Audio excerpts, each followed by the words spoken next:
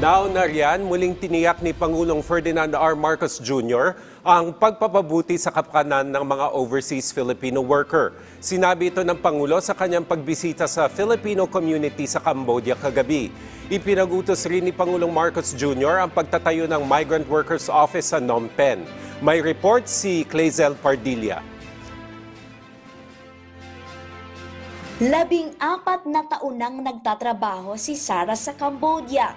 Mula sa pagiging crew, ngayon ay general manager na siya sa isang hotel at nakapagpundar na ng sariling bahay sa Pilipinas.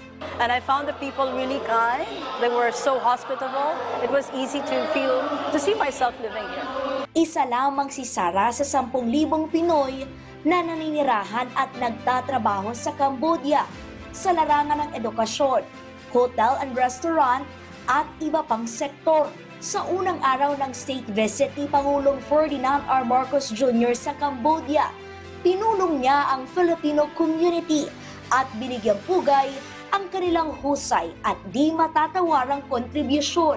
You represent so powerfully a premium world-class Filipino brand that embodies heroism. Kami po ay talagang malugod na nagpapasalamat sa lahat ng inyong ginagawa, hindi lamang para sa sarili ninyo, hindi lamang para sa pamilya ninyo, kung hindi para sa buong Pilipinas. Approve yan sa halos 2 dekada ng teacher sa Cambodia na si Marites. Siyempre, of course, masaya dahil,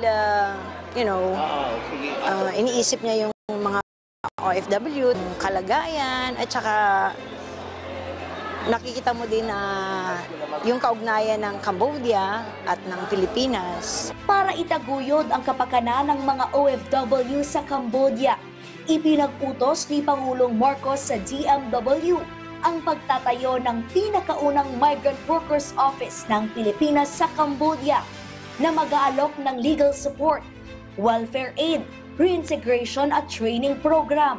Gagawin ito sa lalong madaling panahon upang maging katuwang ang ating embahada sa pagsulong ng inyong kapakanan at para ipagtanggol ang inyong mga karapatan. Patuloy natin tatalakayin sa Cambodia ang pagpapatibay sa kaukulang proteksyon at kagalingan ng mga migranteng manggagawa. Pagsisiguro naman ni Pangulong Marcos, patuloy ang paggawa ng hakbang ng pamahalaan para maiangat ang buhay ng mga Pilipino.